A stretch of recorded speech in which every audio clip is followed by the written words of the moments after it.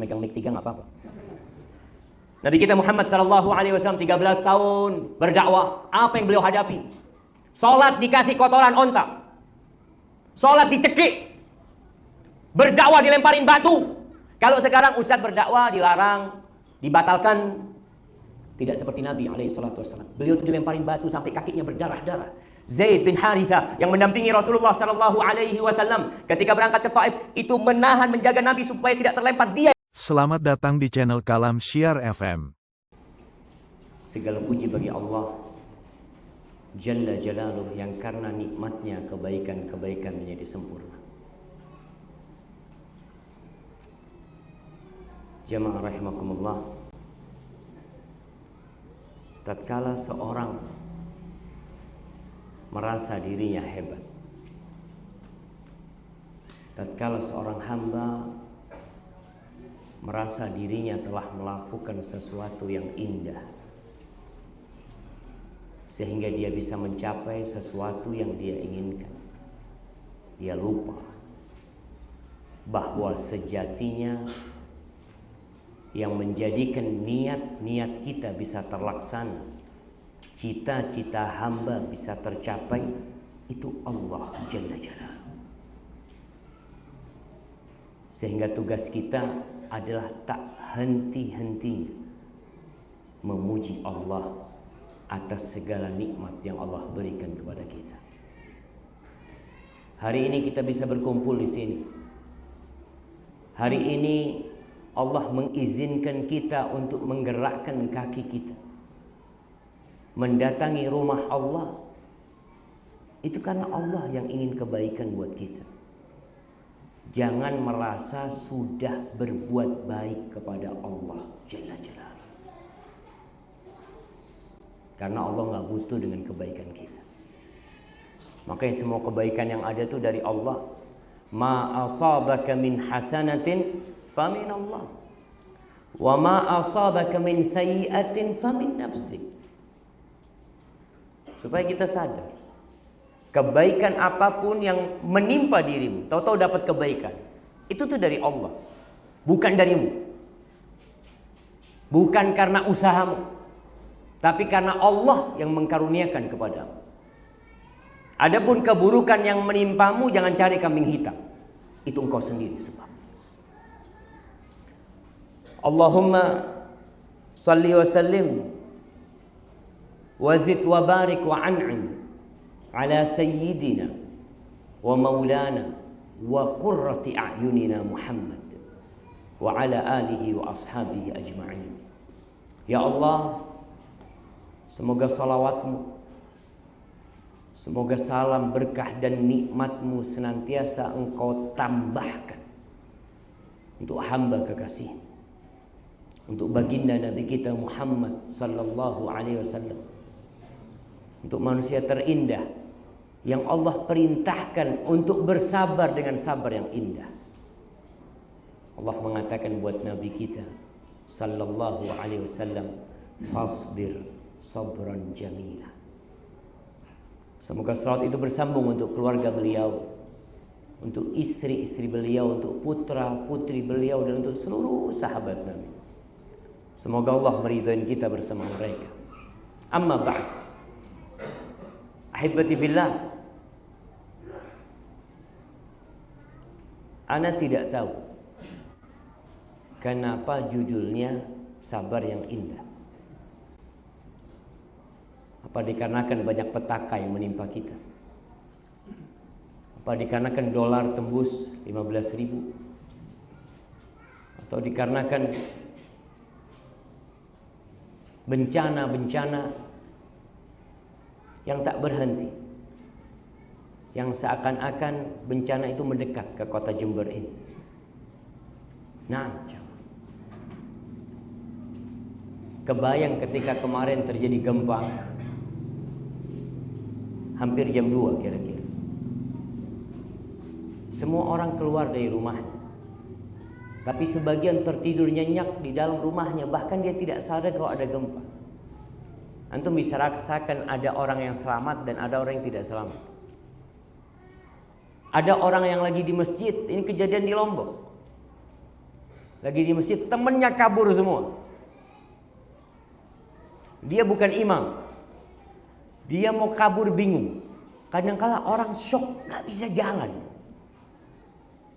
Akhirnya ketika dia sujud, dia ngelihat kanan kirinya pada berjatuhan, dia pegangi kepalanya. Teman-temannya yang lari mati. Karena di pintu dia tertimpa reruntuhan di sana. Yang di masjid selamat. Bukan berarti yang lari selamat, jemaah. Jangan dipikir. Malaikatul maut itu nggak pernah salah mencabut nyawa. Gempa hanya sebab. Sehingga ada kejadian di Lombok pula, ketika terjadi gempa, itu suami istri bingung dia. Dia lemparkan anaknya lewat jendela.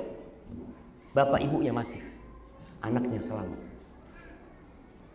Allah kalau ingin keselamatan jemaah, Allahu Akbar. Mungkin itu yang menyebabkan kita harus berbincang tentang sabar yang indah. Apa yang terjadi di Lombok, apa yang terjadi di Donggala, di Palu, itu mungkin saja terjadi di tempat kita. Kita hanya nunggu waktu. Allah kalau berkehendak tinggal berkata kun fayakun. Apa tugas kita menghadapi kehidupan ini yang memang di antara tanda-tanda kiamat itu banyak terjadinya gempa. Yang di akhir-akhir ini volumenya bertambah. Gempa di sana, gempa di sana. Sebelum nanti terjadi gempa yang sesungguhnya.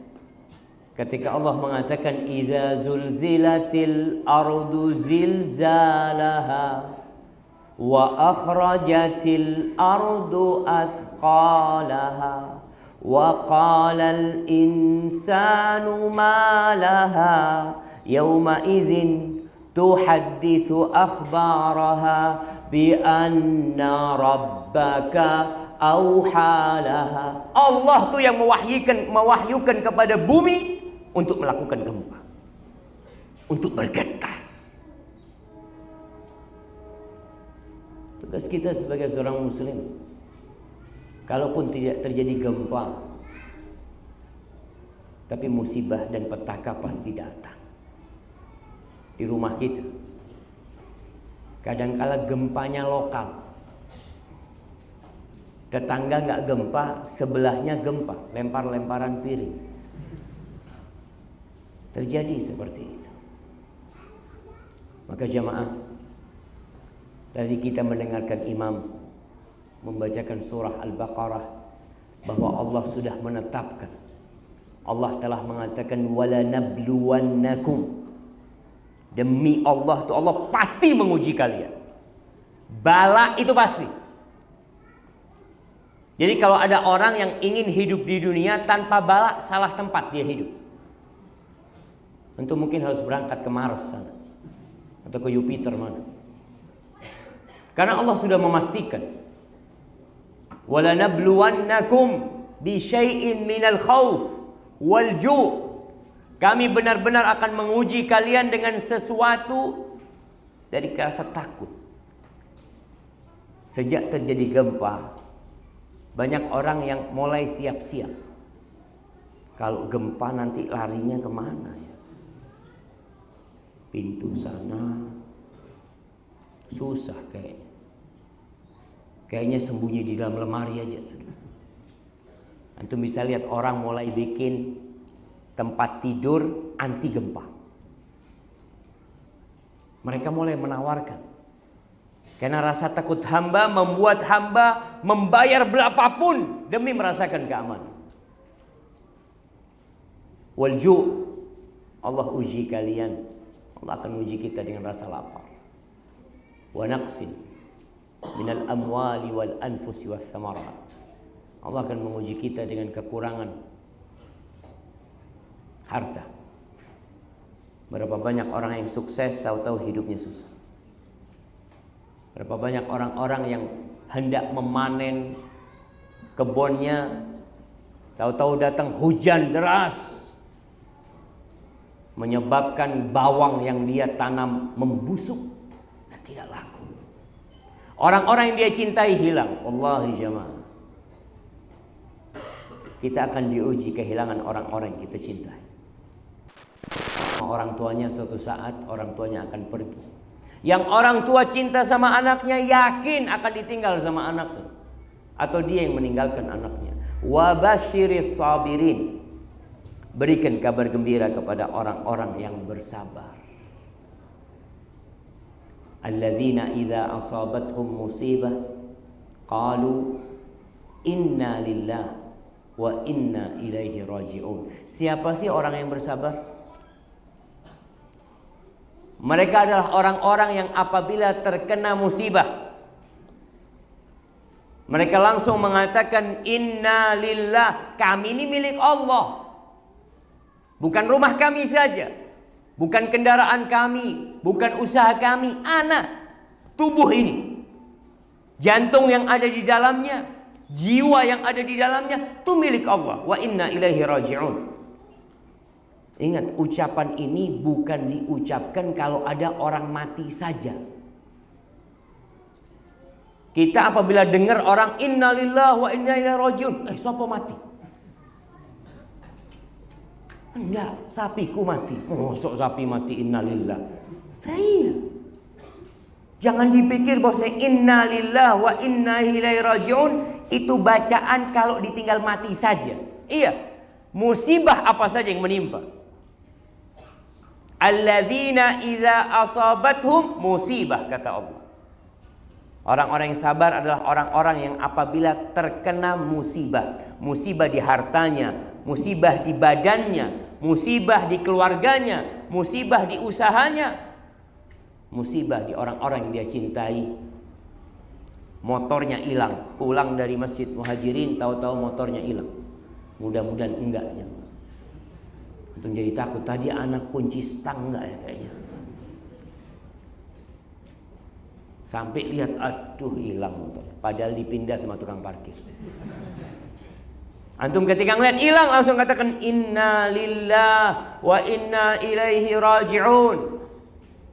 Ulaika alaihim salawatu min rabbihim wa rahmah wa ulaika humul muhtadun. Tuh orang yang mengatakan hal itu, yang dia mengembalikan bukan hanya lisannya yang berucap, tapi hatinya yakin kalau dia milik Allah. Dan dia bakal balik kepada Allah. Cepat atau lambat, dunia ini bukan tempat tinggal. Bukan. Makanya orang yang mau tinggal di dunia, dia dibohongi sama dunia. Karena bukan tempat tinggal. Dia kata, wa inna ilaihi rajiun. Kita ini bakal balik kepada Allah subhanahu wa ta'ala. Semuanya. Mau yang kaya, mau yang miskin. Maka orang yang mengatakan itu akan mendapatkan sholawat. Allah bersolawat buat dia. Rahmat Allah kasih. Dan Allah berikan petunjuk kepada orang. Hidupnya tenang. Ada orang yang kena musibah, bunuh diri. Ada orang yang terlilit hutang, akhirnya menghilangkan diri. Ada orang yang di PHK, kemudian jadi maling. Ada banyak kali orang-orang yang terkena musibah nggak dapat petunjuk dari Allah. Kenapa? Karena dia nggak baca tuh doa. Kalau antum dapat surat tahu-tahu di PHK, nah, ana mau tanya antum, kira-kira kalau antum bekerja kemudian ada surat masuk di PHK, antum akan mengatakan apa? Alhamdulillah. Belum kerja, belum ngerasakan dia. Masih idealismenya tinggi dia. Tuh kebanyakan orang kalau di PHK apa kata dia? Apa salah anak tuntut. Antum tuntut. Yang pertama antum ucapkan inna lillah wa inna ilaihi rajiun. Yang bisa menyelesaikan masalah kita hanya Allah. Antum mau minta tolong sama siapa? Sama bupati. Mau minta tolong sama Kapolres. Mau minta tolong sama orang-orang penting di Jember supaya antum nggak di PHK. Kalau antum minta tolong sama presiden pun, Kalau Allah menentukan antum di PHK, antum tetap akan di PHK. Inna lillahi wa inna ilaihi raji'un. Jamaah, sabar itu secara bahasa maknanya adalah al-habsu, menahan diri. Tema kita hari ini sabar yang cantik. Nggak kebayang. Ada seorang penulis mengatakan, ana nggak kebayang sabar itu disifatin dengan cantik, dengan indah. Karena selama ini orang kalau bicara sabar, sabar itu pahit. Waduh, sabar itu kayak empedu. Tapi ternyata Allah turunkan dalam Al-Quranul Karim di 3 tempat dalam Al-Quranul Karim. Bentar lagi akan bacakan. Allah menyebutkan sabar dengan sifat cantik, sabar indah. Allahu Akbar. Kenapa? Karena ada orang menahan diri sabar, tapi dia emosi. Tapi sabar, namun dia tidak nerima, gerundel. Iya, tidak apa-apa di PHK. Iya, sabar. Antum ngelihat dia, gaya ngomongnya sudah nggak cantik sabarnya. Nanti di warung minum kopi, apa mas? Iki di PHK. Ketika apa mas? Alhamdulillah. Ya alhamdulillah. Ini urip mas. Harus kita jalani. Ingat, sabar itu ada yang cantik, ada yang tidak cantik. Di surat Yusuf ayat 18, Allah menceritakan bagaimana Nabi Yakub alaihi salam diuji kesabaran. Oleh siapa? Oleh anak-anaknya sendiri. Ini orang tua, hati-hati. Kita tuh kadang-kala menghadapi anak kita harus sabar. Dan sabar yang cantik. Anaknya maksa mau bawa Nabi Yusuf. Mereka bermakar, ingin memisahkan Nabi Yusuf alaihissalam dari ayahnya. Akhirnya mereka memiliki ide bagaimana membuat Nabi Yusuf seakan-akan dimakan oleh serigala. Ketika sudah petang, mereka balik ke rumahnya. Allah mengatakan waja'u ala qamisihi bidamin kadzib. Mereka datang membawa bajunya Nabi Yusuf dengan darah yang dusta. Dulu belum ada hoax. Kadzib itu hoax mungkin sekarang coba. Atau hoax. Ketika datang melaporkan kepada ayahnya bahwa Nabi Yusuf dimakan oleh serigala, apa kata Nabi Yakub alaihissalam? Dia mengatakan, qal bal sawwalat lakum anfusukum amra. Kata Nabi Yakub, enggak. Kalian ngikutin hawa nafsu kalian. Kalian diperbudak oleh nafsu kalian. Hanya itu yang dikatakan oleh Nabi Yakub. Fasabrun jamil. Dia mengatakan fasabrun jamil. Maka kesabaran yang indah yang akan menjadi jalan keluarku. Dia tidak marah-marahin anak. Dia tidak dudukkan anak. Dia tidak caci maki anaknya.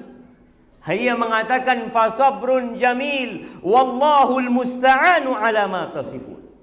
Dan hanya kepada Allah minta pertolongan atas apa yang kalian lakukan dan kalian perbuat. Fasabrun jamil. Subhanallah jamaah. Gimana nih? Antum dicoba sama orang terdekat antum, sahib antum, teman sekantor antum, tetangga antum yang nyakiti antum. Bukan orang Yahudi, bukan orang jauh jemaah.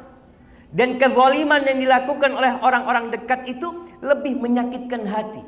Wa zulmu dzawil qurba ashaddu mabadatan 'ala nafsi min waqil hussamil muhannati. Kezaliman yang dilakukan oleh kerabat kepada kita itu lebih dahsyat menyakitin kita daripada pedang dari India. Fasabrun jamil. Sudah. Nabi Yaqub alaihissalam yang disebut dengan sabar jamil adalah kesabaran yang di situ tidak ada syakwa, nggak mengadu kemana-mana kita. Kita tidak merintih, kita tidak mengeluh. Tuh Nabi Yaqub alaihissalam, innama ashku bathi wa huzni ilallah. Aku nggak akan mengeluh kepada kalian. Duduk sama sahibnya menceritakan musibah yang menimpa dia, berangkat ke sana, berangkat ke sana. Nabi Yaqub, la, aku hanya akan larikan kepada Allah Jalla Jalaluh, nggak kepada siapa-siapa. Subhanallah jemaah. Setelah itu berlangsunglah peristiwa Nabi Yusuf alaihissalam dibawa ke Mesir. Nabi Yaqub dipisahkan dari Nabi Yusuf ini 40 tahun jemaah. Dari sejak anak-anak, gulam, sampai Nabi Yusuf alaihissalam menjadi petinggi yang ada di Mesir. Proses panjang, sabar Nabi Yaqub sampai buta matanya. Menangis dia, menahan diri. Anak-anaknya sendiri yang menyakiti dia. Fasabrun jamil. Setelah 40 tahun Nabi Yaqub kehilangan adiknya Nabi Yusuf alaihissalam, Benyamin. Semua tahu ceritanya. Bagaimana Benyamin dibawa ke Mesir, kemudian tidak bisa pulang. Akhirnya yang nggak pulang itu 3 orang, Yusuf, Benyamin dengan kakak mereka yang paling tua. Ketika datang laporan kepada ayahnya, wahai ayahanda, kayak gini kejadiannya. Inna ibnaka zaraq, anakmu mencuri. Yani Benyamin, anakmu yang mencuri, ayah. Apa kata Nabi Yaqub? Sama seperti yang dia katakan ketika kehilangan Nabi Yusuf alaihissalam. Di ayat 83 dari surat Yusuf. Ingat dari ayat 18, di ayat 83 Nabi Yaqub mengatakan, qala bal sawwalat lakum anfusukum amra fa sabrun jamil asallah an ya'tiyani bihim jami'an innahu huwal alimul hakim. Dia mengatakan, aduh kalian mengikuti hawa nafsu kalian, kalian diperbudak sama nafsu kalian. Maka Nabi Yaqub hanya mengatakan fasabrun jamil. Tapi kita lihat setelah 40 tahun, kalau waktu itu mengatakan wallahul musta'an, setelah 40 tahun Nabi Yaqub mengatakan asallah ayyatiyani bihim jami'an. Optimisme harus ada di diri seorang muslim. Semoga Allah mendatangkan semua anak-anakku, semuanya. Bukan hanya Yusuf, tapi Benyamin dan kakaknya pun. Semoga Allah mendatangkan mereka. Jadi jemaah, ketika ujian itu bertubi-tubi terus menumpuk dan kita seakan-akan berada di pojok, nggak bisa kemana-mana. Ada 10 orang yang mukulin kita, kita bertahan terus. Ingat, bentar lagi ini akan ada jalan keluar. Dan betul, setelah 40 tahun Allah pertemukan Nabi Yaqub alaihissalam dengan putra-putranya. Fasabrun jamil. Ingat, sabar yang cantik itu sabar yang tidak ada keluhan. Berat jemaah, nggak semua orang bisa sabar cantik. Ada yang sabar tapi ngomel-ngomel. Lalu aku sabar. Nah, engkau bersabar, tapi tidak cantik sabarmu. Baik, itu Nabi Yaqub alaihissalam. 2 kali dia menyebutkan fasabrun jamil. Bagaimana dengan Nabi kita Muhammad sallallahu alaihi wasallam? Jamaah, Kalau kita lihat para ulama ketika membagi tentang kesabaran, mereka membagi kesabaran menjadi 3. Sabar melaksanakan ketaatan, sabar menjauhi larangan, dan sabar terhadap musibah yang menimpa kita. Tapi ternyata ada satu kesabaran yang lebih indah dari 3 ini. Sabar dalam menegakkan agama Allah Subhanahu wa ta'ala. Antum dipukul karena antum menegakkan agama Allah. Antum disiksa, antum diusir, antum diboikot karena menegakkan agama Allah Subhanahu wa ta'ala. Itu tuh yang menggabungkan sabar yang 3 ini. Tergabung di dalamnya sabar dalam ketaatan, sabar menjauhi larangan, dan sabar kena musibah. Jadi satu buat orang yang disakiti dan diganggu ketika menegakkan agama Allah Subhanahu wa ta'ala. Kita lihat bagaimana Rasulullah sallallahu alaihi wasallam. Bagaimana Bilal bin Rabah. Bagaimana Masyitatu binti Fir'aun.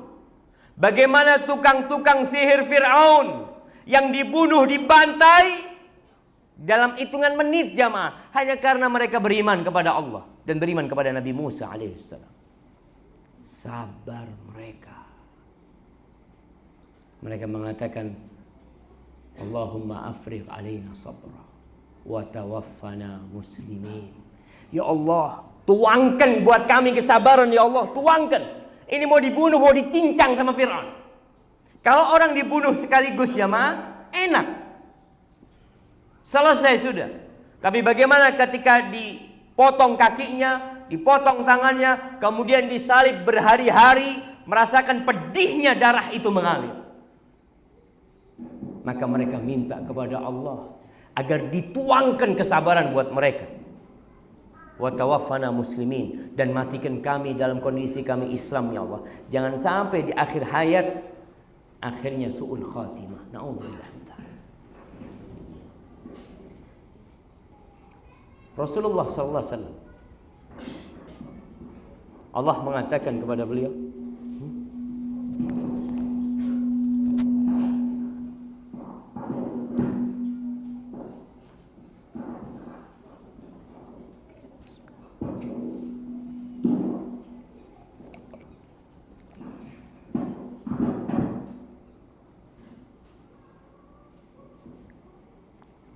jadi memang ada problematika kuno. Masjid-masjid kita hampir semuanya yang ana datang ke tempat itu, masalahnya di sound system. Iya cuy. Semoga kita lebih peduli sama sound system daripada bangunan. Karena jamaah itu mendengarkan suara imam lewat sound system. Mereka mendengarkan ceramah lewat sound system. Mungkin gak kelihatan ustadznya gak apa-apa, tapi yang penting suaranya terdengar. Masa tempat-tempat maksiat sound systemnya bagus, dan tempat-tempat ibadah sing penting onok suarane. Ya, ini gak boleh seperti itu. Ana pernah ceramah. Kemarin ada ceramah di Bima, di Masjid Jami, undangan Kapolres. Itu pegang mic 3 aja. Sampai diisolasi mic. Bisa bayangin.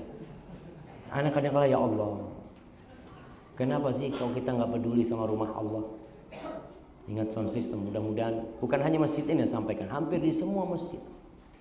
Hampir di semua, ilah masjid-masjid yang sudah peduli dengan sound system. Tapi sabar yang cantik. Anak kalau disuruh megang mic 3 nggak apa-apa. Nabi kita Muhammad sallallahu alaihi wasallam 13 tahun berdakwah. Apa yang beliau hadapi? Salat dikasih kotoran onta. Salat dicekik. Berdakwah dilemparin batu. Kalau sekarang ustadz berdakwah dilarang, dibatalkan, Tidak seperti Nabi SAW. Beliau itu dilemparin batu sampai kakinya berdarah-darah. Zaid bin Harithah yang mendampingi Rasulullah SAW ketika berangkat ke Taif itu menahan, menjaga Nabi supaya tidak terlempar, dia yang berdarah-darah. Wallahi jamaah. Maka Allah mengatakan kepada nabinya di surat Ma'arij ayat 5, fasbir sabran jamila. Engkau bersabarlah. Kalau tadi Nabi Yakub alaihissalam mengatakan kepada dirinya fasabrun jamil, kalau ini perintah dari Allah Jalla Jalla. Allah perintahkan kepada Nabi alaihissalam, fasbir sabran jamila. Bersabarlah engkau dengan kesabaran yang cantik, yang indah.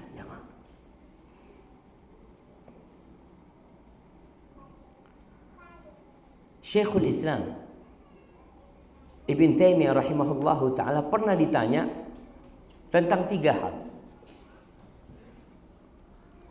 Yang pertama tentang sabar, as-sabrul jamil. Yang kedua as-safhul jamil. Yang ketiga al-hajrul jamil. Allah menyebutkan 3 ini dengan sifat indah semuanya. Lalu beliau mengatakan fa innallah amara nabiyahu bil hajril jamil was-safhil jamil was-sabril jamil. Allah perintahkan kepada Nabi SAW untuk sabar yang cantik, untuk memberikan maaf yang cantik, dan untuk meninggalkan orang dengan cara yang cantik pula. Maka beliau mengatakan fal hajrul jamil hajrun bila adha. Meninggalkan orang dengan cara yang cantik itu, ya kita nggak suka sama orang, kita boikot orang itu, udah anak nggak mau, ya nggak mau dekat sama orang itu, tapi tanpa menyakitin orang itu. Wahjurhum hajran jamil. Ada orang mungkin menyakitin kita, kita nggak suka sama tuh orang, ya udah nggak usah berkawan sama tuh orang, tapi dengan cara yang cantik tanpa menyakiti. Nggak boleh kita nggak suka sama fulan lalu kita ceritakan keburukannya fulan. Fulan hati-hati kayak gini kan hati-hati. Wahjurhum hajrun jamil. Fasfahis safhal jamil. Adapun memaafkan dengan cantik adalah memberikan maaf tanpa mencaci maki dia. Kita kadang-kala memaafkan orang tapi masih mencaci maki dia. Ya, tak maaf. Ana maafkan kamu. Tapi kamu itu memang enggak benar. Udah maafkan selesai. Adapun sabar yang cantik beliau mengatakan sabrun bila syakwa. Sabar tanpa mengeluh, enggak mengeluh. Nabi Yakub alaihissalam mengatakan innama ashku bathi wa huzni ilallah. Artinya ketika kita mengeluhkan musibah kita kepada Allah, itu masih masuk sabar yang cantik, karena antum tidak mengeluh kepada makhluk. Yang tidak cantik kalau antum mengeluh kepada makhluk. Rasulullah sallallahu alaihi wasallam kana idza hazabahu amrun laji'a ila shalah sallallahu alaihi wasallam. Beliau alaihi salatu wasallam kalau terkena musibah, kalau menghadapi permasalahan, kemana beliau larikan? Ke salat. Tadi imamnya membacakan firman Allah, ya ayyuhalladzina amanu sta'inu bis sabri was salah. Wahai orang-orang yang beriman, minta tolonglah kalian dalam menghadapi masalah-masalah kalian, musibah-musibah yang menimpa, bis sabri, dengan sabar, dengan tahan diri, dan dengan salat. Kadangkala kita udah berusaha nahan diri nggak kuat, ambil wudu, salat. Salat. Ketika salat engkau sujud, di situ silahkan engkau mengadu kepada Allah. Sampaikan kepada Allah bahwa engkau nggak mampu menghadapi musibahnya. Minta bantuan Allah dan yakin kalau Allah tidak memberikan musibah kecuali sesuai dengan kemampuan kita. Berarti kita mampu, ya Allah, bantulah hamba ya Allah untuk menghadapi musibah ini. Ahibati fillah, Umar bin Khattab radhiyallahu taala anhu. Ini masih jawaban dari Syekhul Islam. Disebutkan bahwasanya Umar bin Khattab pernah salat subuh. Dia membaca firman Allah, "Innama ashku bathi wa huzni ila Allah." Di situ Umar menangis. Sampai tangisannya itu terdengar di akhir shaf salat.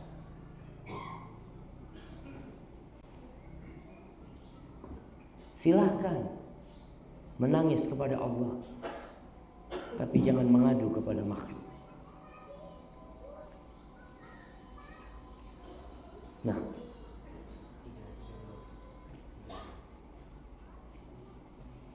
Al-Imam Ahmad bin Hanbal ketika sakit yang berakhir dengan kematian, dibacakan kepada Imam Ahmad sebuah riwayat dari Tawus, seorang tabi'in, bahwasanya Tawus kariha aninal marid. Tawus itu tidak menyukai aninal marid, tidak menyukai keluhan orang yang sakit, rintihan orang yang sakit. Kenapa? Wa qala innahu syakwa. Itu termasuk mengeluh. Merintih ketika sakit itu termasuk mengeluh. Ketika Imam Ahmad dengar itu, fama anna hatta mat. Beliau tidak merintih sampai mati. Sakit ditahan sama beliau. Takut. Akhirnya beliau mengadukan Allah kepada makhluk. Baik, kita azan dulu jamaah.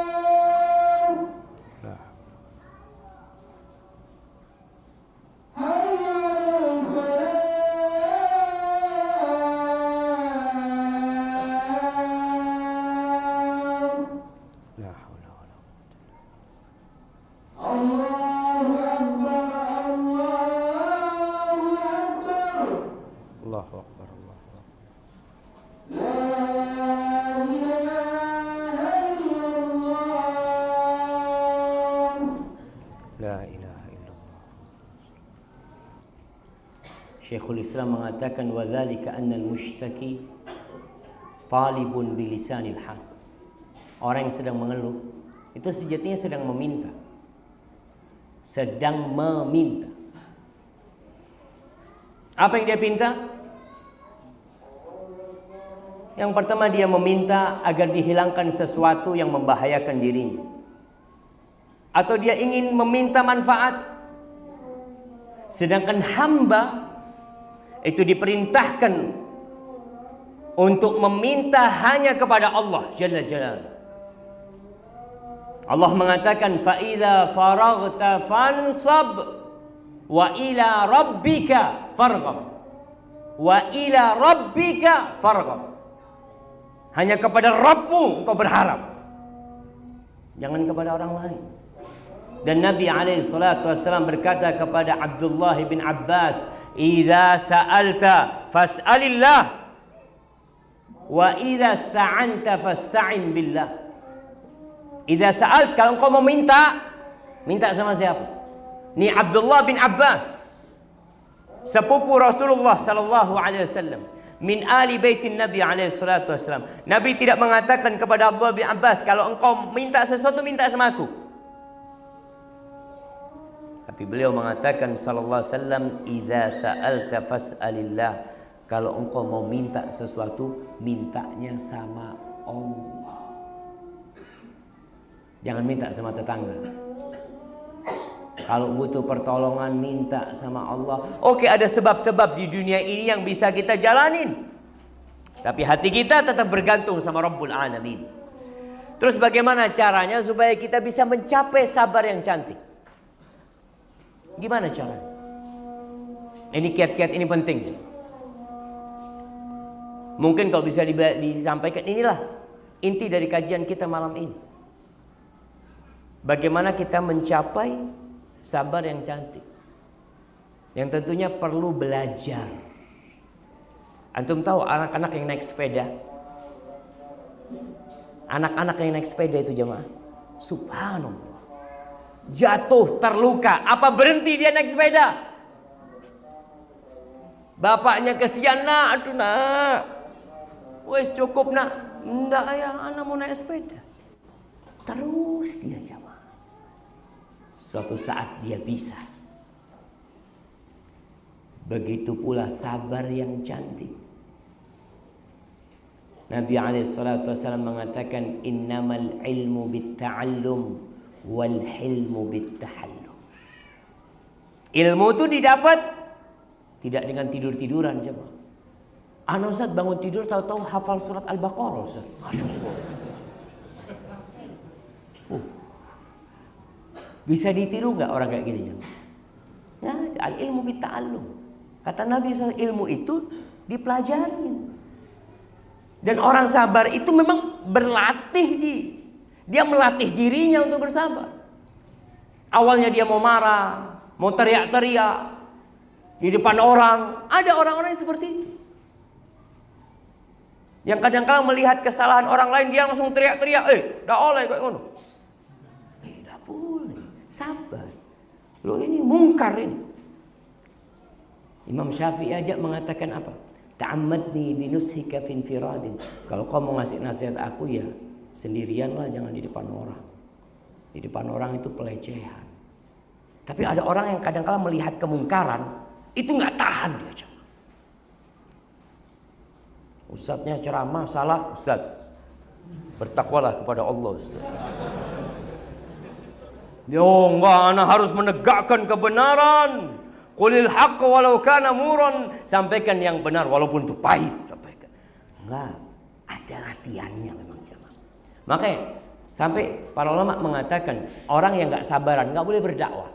Duduk di rumah, makan, tidur di rumah. Jangan berdakwah. Kenapa? Karena dia akan merusak. Dari sisi dia ingin memberikan manfaat. Makanya kalau kita lihat, Allah mengatakan wal asri innal insana lafi khusrin illa alladzina amanu wa amilus solihat wa tawasau bil haq wa tawasau bis sabr. Harus sabar. Maka kita bicara bagaimana kita mencapai tingkat kesabaran yang cantik. Yang pertama, kita harus tahu, dan setelah tahu mengingat selalu, dapat apa sih orang yang sabar? Ini penting jemaah. Ketika kita tahu dapat apa, antum bisa melihat orang-orang yang bekerja di bawah terik matahari. Di bawah terik matahari, anak kadang-kadang bingung, cek sabar ya wong iki. Anak dikasih duit 100.000 nggak mau. Tanya, bapak dapat berapa kerja? 2 juta mas. Loh, dari pagi sampai sore 2 juta ya. Gelem aku lihat. Antum ketika berpikir dapat 50.000 antum nggak mau. Tapi ketika tahu dapatnya 2 juta, sehari 2 juta jemaah. Kira-kira yang kerja pakai dasi berhenti enggak? Leren habis. Kenapa ini kerja 2 hari gaji sebulan? Di situ tuh. Tatkala kita tahu dengan apa yang kita dapat dan kita ingat, kita mampu bersabar. Allah mengatakan innama yuwaffas sabiruna ajrahum bighairi hisab. Tuh orang-orang yang sabar tuh dikasih balasan pahala buat mereka pada hari kiamat tanpa perhitungan. Pada hari kiamat tuh ada hitung-hitungan. Disebut yaumal hisab. Tapi orang yang sabar dikasih pahala tanpa hitungan, enggak ditakar sama Allah Subhanahu wa taala. Makanya Rasul sallallahu alaihi wasallam menyebutkan nanti tentang bagaimana orang-orang yang sabar. Yawaddu ahlul afiyati yaumal qiyamati anna juludahum quridat bil maqarid lima yarawna min thawabi ahli bala. Tuh orang-orang yang hidupnya di dunia penuh dengan kesenangan, penuh dengan kegembiraan, pokoknya hidupnya sukses. Pada hari kiamat ketika dia melihat pahala yang Allah berikan kepada orang-orang yang dikasih bala ketika hidup di dunia, terus dikasih bala orang ini, orang-orang yang kaya, orang-orang yang hidupnya senang, ingin pada hari itu kulit mereka itu dipotong-potong sama gunting. Karena melihat pahalanya begitu besar orang-orang yang sabar. Maka inilah yang membuat kita sabar. Tahu dengan pahalanya. Pernah suatu saat datang seorang wanita hitam. Jadi Abdullah bin Abbas ini melihat ada wanita hitam yang jalan. Lalu dia mengatakan, "Ala urikum imra'atan min ahlil jannah?" Mau nggak kalian aku kasih tahu perempuan penghuni surga? Perempuan ini masih hidup, masih melangkah di muka bumi ini, tapi dia penghuni surga. Lalu tabi'in mengatakan, "Bala," kata dia. "Kau nggak salah Tawus. Hadhihi sauda." Kau lihat tuh perempuan yang hitam itu. Hitam kulitnya. Jangan takut yang berkulit hitam. Jangan takut yang tua renta. Orang tua tuh nggak masuk surga. Orang sepuh tuh nggak ada di surga.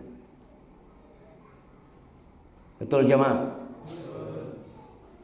Jadi yang sepuh boleh berharap surga.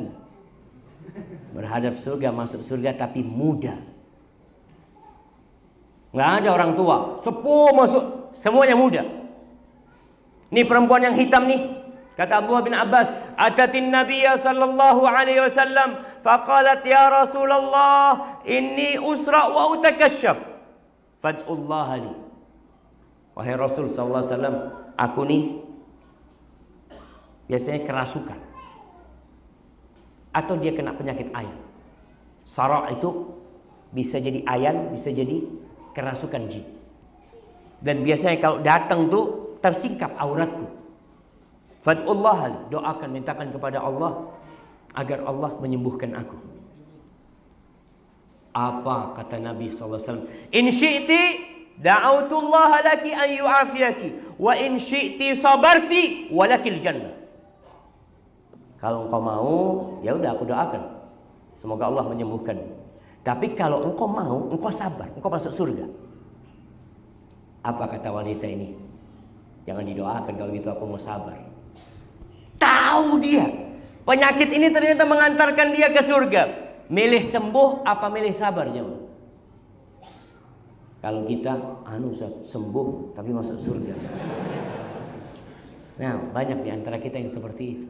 Jemaah, tidak mudah masuk surga jemaah. Ajma'atil uqala, ana sering sampaikan perkataan Ibnu Qayyim. Ibnu Qayyim mengatakan ajma'atil uqala min kulli millah.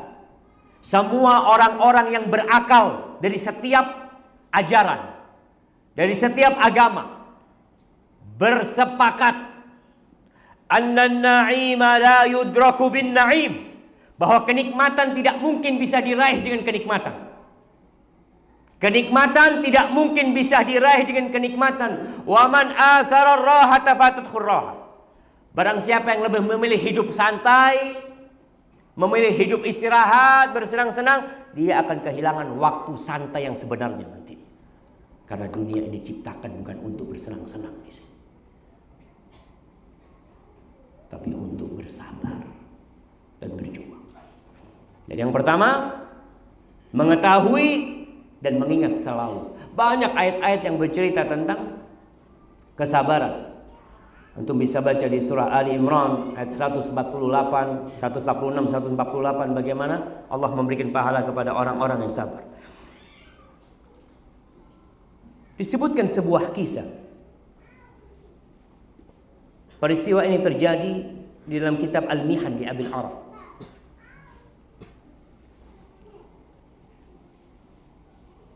Afwan, bukan dalam kitab Al-Mihan, kisah yang lainnya. Ini dalam kitab An-Nujumuz Zahirah fi Muluki Misr wal Qahirah.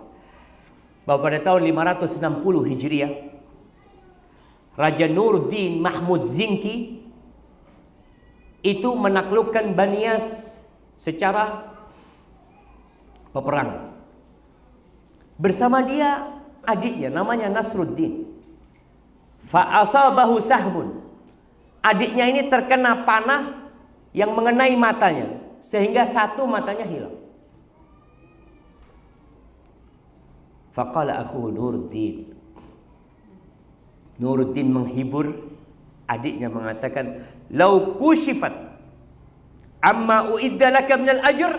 Kalau dibukakan kepadamu pahala yang Allah sediakan buat engkau, gara-gara hilang matamu satu, engkau akan berkeinginan satu matamu hilang juga.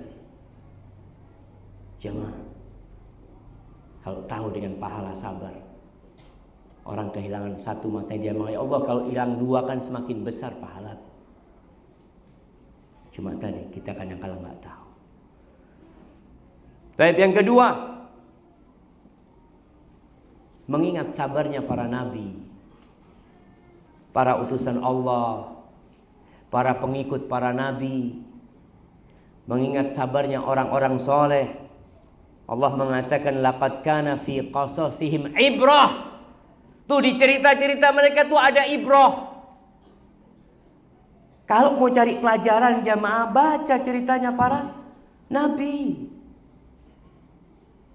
Sekarang yang ana lihat kadang-kala wallah sangat menyesakkan dada ketika umat Islam sibuk nonton film orang-orang Hindu. Iya jamaah. Kita lihat di negeri kita, termasuk film yang banyak peminatnya, film India. Jamaah, itu tontonan buat orang-orang Hindu. Antum jangan nonton. Antum muslim. Anak antum diajak nonton kesyirikan yang terjadi, meminta kepada patung-patung dan berhala. Dan antum berpikir, nggak usah, ceritanya bagus. Kalau mau cerita yang bagus, baca Al-Quranul Karim. Nahnu naqussu alaika ahsanal qasas. Kata Allah, kami menceritakan kepadamu kisah-kisah yang paling indah. Di mana adanya? Dalam Al-Quran. Baca kisahnya Nabi Ayub alaihissalam. Kalau ada orang yang sakit kemudian dia nggak sabar. Ini juga jamaah buat yang kerja di rumah sakit, buat yang punya keluarga yang sakit, tolong dijaga keluarganya ketika sakitnya parah. Jangan sampai su'ul khatimah. Kadang-kala kalau sudah masuk rumah sakit nggak sholat. Kenapa ya nggak bisa wudhu Ustaz? Najis, tayamum, aduh susah tayamum. Terus gimana? Ya udahlah, nanti diqadha kalau sehat. Kalau antum mati, gimana? Maka hati-hati. Lihat bagaimana sabarnya Nabi Ayub alaihissalam, bagaimana sabarnya Nabi Yunus alaihissalam, ditelan oleh ikan paus. Bagaimana sabarnya Nabi Musa alaihissalam meninggalkan Mesir menjadi pengembala kambing 10 tahun. Bagaimana sabarnya Nabi Yusuf alaihissalam di penjara bertahun-tahun. Nggak bisa makan enak.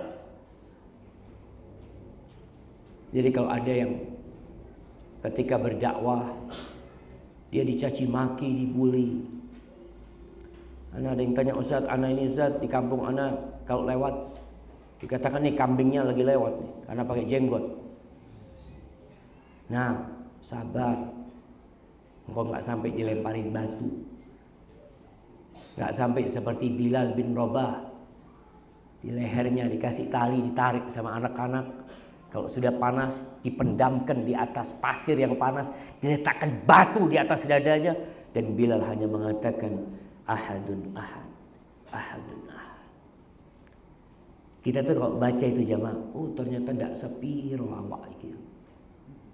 Antum akan sadar. Sumayyah ditusuk di kemaluannya, dilihat oleh Ammar.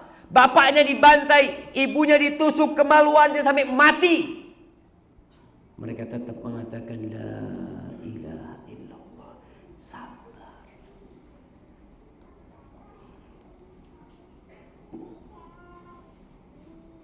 Kemudian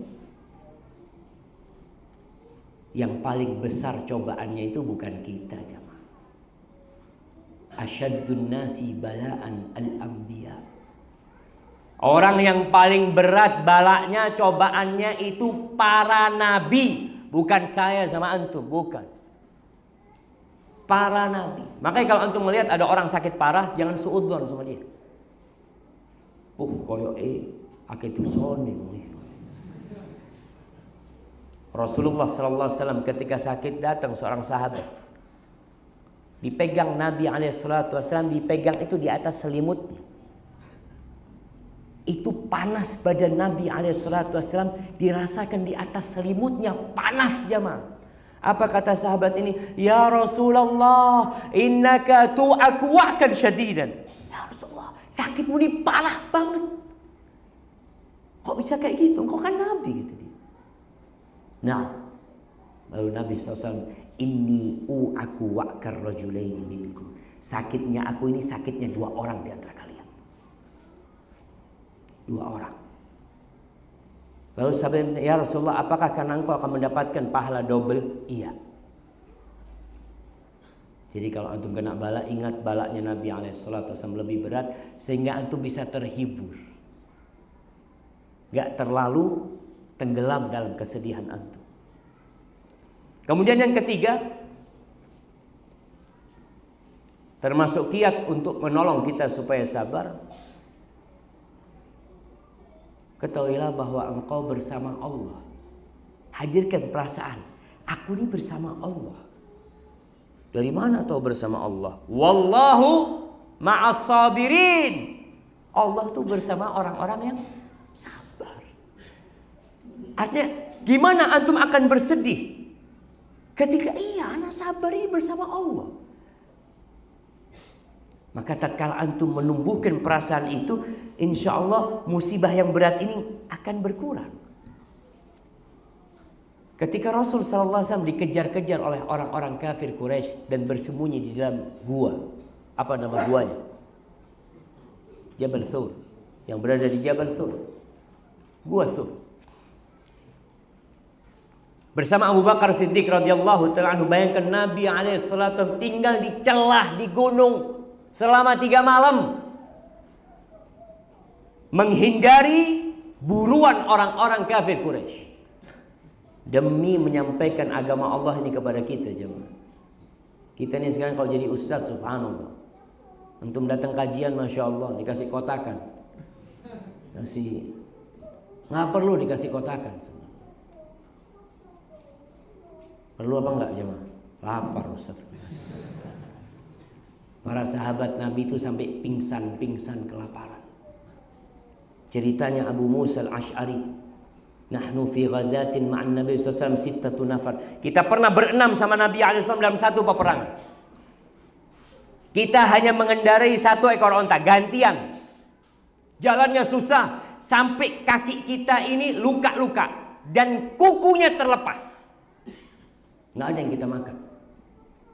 Sampai itu para sahabat jemaah. Kita duduk, sambil dengarkan ustaz, sekali-kali minum, sekali-kali dibuka kotaknya, aduh sambil dimakan, masya Allah. Kadang-kala kita memang tidak siap untuk sabar. Kita dididik untuk hidup bersenang-senang, padahal hari-hari ke depan akan lebih buruk daripada hari-hari sekarang. Itu kata Nabi SAW. Tuh Nabi SAW berada di dalam gua bersama Abu Bakar, dikejar-kejar oleh orang kafir Quraisy. Orang-orang kafir sampai ke mulut gua, udah sampai ke mulut gua. Abu Bakar mengatakan, ya Rasulullah, kalau mereka itu ngelihat ke kaki mereka, kita akan kelihatan. Lalu apa kata Nabi SAW? Beliau mengatakan, ya Abu Bakar, ma dhannuka bisnain Allahu thalithuhuma. Abu Bakar, gimana perasaan kamu dengan dua orang yang ketiganya adalah Allah Jalla Jalaluhu? Apa perlu takut? Wallahi jamaah, kadangkala kita tidak menghadirkan kebersamaan Allah dengan kita. Allah berada tinggi di atas arsy sana, di atas sana. Tapi kebersamaannya kita rasakan. Dia bantu kita, dia tolong kita. Maka kita perlu menumbuhkan perasaan tersebut. Yang keempat, ketahuilah, Allah kelak akan mengumpulkan engkau dengan orang yang menzalimimu. Kalau kita dizalimi sama orang, suatu hari engkau akan berkumpul sama orang itu di hadapan Allah Subhanahu wa taala. Engkau akan mendapatkan semua hakmu. Kalau berkaitan kita dizalimi. Ini ada cerita Harun ar-Rasyid,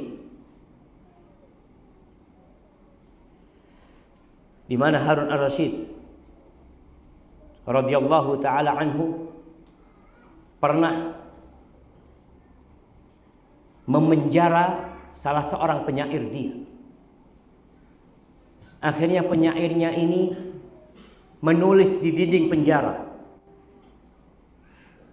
Dia mengatakan, ama wallahi inna dzulma syu'mun wa ma zala al-musii'u huwal mazlumu. Ditulis sama dia, demi Allah, kezaliman itu adalah bencana. Kezaliman itu kesengsaraan. Dan orang yang melakukan kejahatan sejatinya dia itu orang yang terzalimi. Kenapa? Ilad dayyan yaumaddin namdi. Ingat, kita akan bersama-sama menuju Allah Jalla Jalla pada hari kiamat. Wa indallah tajtami'ul khusum. Dan ingat, akan berkumpul aku bersama engkau nanti di hadapan Allah Subhanahu wa taala. Itu Harun ar-Rasyid ketika membaca hal itu, maka dia menangis, dia minta kepada orang itu, tolong dimaafkan aku, dan dikasih duit supaya memaafkan orang itu. Wallahi sahih. Ketika antum dizalimin orang dan antum tahu anak akan berkumpul sama dia kelak pada hari kiamat, kira-kira antum sabar enggak? Sabar, bismillah. Enggak usah jaluk tolong sapa-sapa. Nanti aku akan berjumpa dengan engkau. Dan orang yang beriman jemaah akan takut. Dan kemudian yang kelima, di antara yang membuat kita bersabar adalah kita melihat bagaimana kesabaran orang-orang kafir jemaah. Antum bisa melihat kesabaran orang-orang fasik, orang-orang jahat. Itu pencuri kadang-kala sabar untuk mencuri. Sabar di penjara, digepui sabar. Keluar nyolong meneh. Antum lihat, kok cek kuat orang ini. Antum pernah melihat orang yang bersabar beli tiket nonton bola atau nonton konser di bawah terik matahari ngantri? Pernah lihat orang yang sabar mau beli iPhone? Itu dari malam jamaah. Dari ba'dal isya mereka sudah ngantri sampai dibuka tokonya. Oleh apa? Dapat iPhone. Mereka bersabar. Maka tatkala kita melihat kalau mereka aja bersabar, masa anda gak bersabar?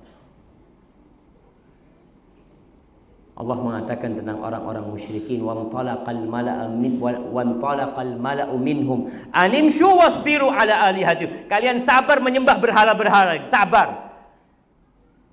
Kalau mereka disuruh bersabar menyembah berhala-berhala, masa kita tidak bersabar menyembah Allah Subhanahu wa taala? Yang keenam, karena waktunya mau habis jemaah, engkau harus yakin bahwa solusi itu sudah dekat. Kenapa? Karena Allah mengatakan fa inna ma'al usri yusra. Antum kau kena musibah, yakin oh bentar lagi nih datang nih kemudahan. Bentar lagi. Kenapa? Karena Allah tidak menyebutkan setelah kesulitan ada kemudahan. Bukan. Tapi apa kata Allah? Bersama kesulitan ada kemudahan. Bersama, bareng jamaah. Tinggal belum muncul, namanya bareng. Kalau ada orang datang, antum sama siapa? Ana bareng fulan. Mana fulan? Bentar lagi datang, lagi ambil wudhu nih. Bareng dia, ada. Antum kan kalau tahu, oh, bentar lagi datang kemudahan. Sampai disebutkan kalau ada kesulitan masuk ke dalam lubang, lubang dop, itu kemudahan akan menjemput dia masuk ke sana. Diparani. Karena sejatinya dia tidak terpisah, dia bersama jamaah. Ana pernah punya teman di Madinah, subhanallah. Dia punya mobil rusak. Dia punya mobil hilang, dicuri. Orang sudah ngomong macam-macam, oh ini mungkin banyak dosa, apa macam-macam. Subhanallah jamaah. Setiap dia kena musibah, setiap itu pula derajatnya diangkat. Pakai mobil lebih bagus dia jamaah. Masya Allah. Jadi antum kalau sudah kena musibah, yakin bersama itu ada kemudahan. Dan kita dituntut bersabar. Jadi kalau ada orang yang bekerja di tempat yang haram, kemudian dia meninggalkan tempat yang haram, kerja di tempat yang halal, hidupnya susah, sabar. Para sahabat Nabi itu berapa tahun hidup susah di Madinah? 7 tahun jamaah hidup susah di Madinah setelah hijrah. Jadi kalau ada orang yang hijrah, kemudian hidupnya susah, ekonominya rusak, hancur, terjun bebas, istrinya minta cerai, macam-macam. Sabar. Kenapa? Bentar lagi akan ada kemudahan. Istrinya Fir'aun jamaah, bagaimana disiksa sama Fir'aun sampai mati. Sabar, karena dia yakin akan ada kemudahan setelah itu. Yang ketujuh, ketahuilah bahwa semua orang itu diuji. Jadi bukan cuma antum aja yang susah. Jangan seakan-akan ana Ustaz orang paling susah sak Jember Ustaz. Insyaallah Anda banyak yang lebih susah dari antum, banyak. Maka tatkala antum sadar bukan hanya antum yang susah, Allah mengatakan laqad khalaqnal insana fi kabad. Semua manusia Allah ciptakan dalam kesusahan. Maka diriwayatkan ada sebuah kisah Dzulqarnain. Ketika ibunya ditinggal mati oleh salah satu anaknya. Ibunya sedih berhari-hari. Dihibur, orang-orang datang takziah, nggak ada yang bisa menghibur dia. Akhirnya apa yang terjadi? Disebutkan Dzulqarnain kirim surat kepada ibunya. Meminta kepada ibundanya, ibunda tolong kau bikin makanan yang enak. Undang satu kampung untuk makan di rumah. Undang satu kampung untuk makan di rumah. Diundang satu kampung. Datang ke rumahnya. Lalu bunda, sebelum makan engkau sampaikan kepada mereka, yang boleh makan orang yang gak punya masalah. Yang boleh makan orang yang tidak punya masalah. Itu satu rumah gak ada yang makan. Ibunya sadar, oh ternyata anakku mau menghiburku. Jangan merasa susah sendirian. Semua orang tuh susah cuma ada yang pandai membungkus kesusahannya. Sehingga ketika berjumpa dengan orang selalu tersenyum. Padahal dia sedang digugat cerai sama istrinya. Ada orang yang seperti itu. Maka ingat, semua orang kena musibah. Al-Qadi Shuraih disebutkan dalam Syiar A'lamin Nubala, dia mengatakan inni la usabu bil musibah. Aku terkadang terkena musibah. Fa ahmadullah 'alaiha 4 marrat. Aku terkena musibah dan aku memuji Allah, mengatakan alhamdulillah 4 kali. Kena musibah, memuji Allah 4 kali. Kenapa? Dia mengatakan ahmadu id lam yakun a'dham min dzalik. Yang pertama aku memuji Allah karena musibahnya tidak lebih besar dari ini. Umpamanya tabrakan, alhamdulillah cuma motornya yang rusak, kakinya alhamdulillah nggak apa-apa, nggak patah. Aku bersyukur kepada Allah karena musibahnya tidak lebih besar dari ini. Yang kedua, ahmadu idz razaqani sabr 'alaiha. Aku memuji Allah karena Allah kasih kesabaran kepada aku. Aku memuji Allah karena aku dikasih kesabaran menghadapi musibah. Yang ketiga, wa ahmadu idz waffaqani lil istirja lima arju minas thawab. Alhamdulillah Allah membimbingku untuk mengatakan inna lillahi wa inna ilaihi raji'un. Aku bersyukur sehingga aku bisa dapat pahala. Yang keempat, apa kira-kira yang keempat? Masya Allah. Anda kasih hadiah itu. Barakallahu fikum. Iya. Aku memuji Allah karena musibah itu tidak dalam agama. Wallahi musibah yang terbesar ketika antum nggak bisa sholat subuh. Musibah yang besar ketika antum kehilangan 2 rakaat sebelum subuh. 2 rakaat sebelum subuh, apa kata Nabi SAW? Khairun minad dunya wa ma fiha. 2 rakaat sebelum subuh itu lebih baik dari kota Jember, jemaah. Lebih baik dari Indonesia. Kalau Indonesia hilang, itu tidak terlalu besar.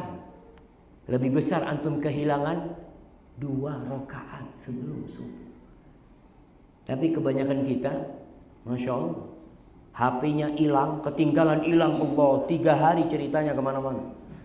Allah, hilang HP-ku tadi. Masya Allah. Kehilangan 2 rakaat sebelum subuh, nggak pernah cerita sama siapa-siapa. Kenapa? Karena dia tidak menganggap itu musibah. Wallahi musibah besar, jemaah. Ketika menimpa agama kita. Orang tua, anaknya tabrakan, sedih. Anaknya nggak sholat, iya Ustaz, belum dapat hidayah Ustaz. Seharusnya engkau bersedih. Yang ke-8, cari teman yang senantiasa mengingatkan kita, yang memotivasi kita untuk bersabar. Yang kalau kita lagi susah, sabar. Nabi kita Muhammad sallallahu alaihi wasallam, Allah Jalla Jalla seringkali mengingatkan, fasbir, isbir ala ma yaqulun, isbir li hukmi rabbik. Terus diingatkan. Kita butuh teman-teman yang mengingatkan kita, jemaah. Soalnya kadang-kala kalau nggak ada sohib, nggak tahan. Tadi ada orang-orang yang menutup diri, bunuh diri. Kadang-kala dia nggak punya teman. Maka tolong kita cari teman. Dan yang keberapa? Dan yang ke-9, ridha. Engkau ridha dengan apa yang Allah takdirkan buat engkau. Ketahuilah bahwa apa yang Allah tentukan pasti baik buat kita. Asa an takrahu syai'an wa huwa khairul lakum. Bisa jadi yang kalian benci itu baik buat kalian. Kita yakin ada hikmah nih, ada hikmahnya. Anak akan ridha sama Allah. Dan bisa jadi yang kita sukain ternyata buruk buat kita. Sehingga jamaah tatkala terjadi musibah buat kita apapun, kita harus husnudzan sama Allah. Insya Allah ini baik buat kita. Dan ketika seorang ridha, selesai jamaah. Sampai ada seorang yang mengatakan, laitaka tahlu wal hayatu mariratun walaitaka tarda wal anamu ghidab. Dia mengatakan, ya Allah, andai kata engkau manis sama aku ya Allah, dan kehidupan ini pahit, aku nggak peduli. Andai kata engkau ridha sama aku ya Allah, dan seluruh penduduk bumi ini murka kepadaku, aku nggak peduli ya Allah. Walaita alladhi baini wa bainaka amiru wa baini wa bainal alamina kharabu. Ya Allah, andai kata hubunganku dengan engkau terjaga ya Allah, dan hubunganku dengan seluruh umat manusia rusak, aku nggak peduli ya Allah. Idza sahha minkal wud fal kullu hayyinun wa kullu alladhi fawqa turabi turab. Ya Allah, kalau benar kecintaanmu kepada hamba, semua urusan jadi ringan ya Allah. Yang ada di muka bumi ini tanah dan akan balik jadi tanah. Maka tumbuhkan keridhaan kepada Allah, insyaallah. Allah itu lebih tahu dengan apa yang baik buat kita. Yang ke-10, mengingat mati. Mengingat mati.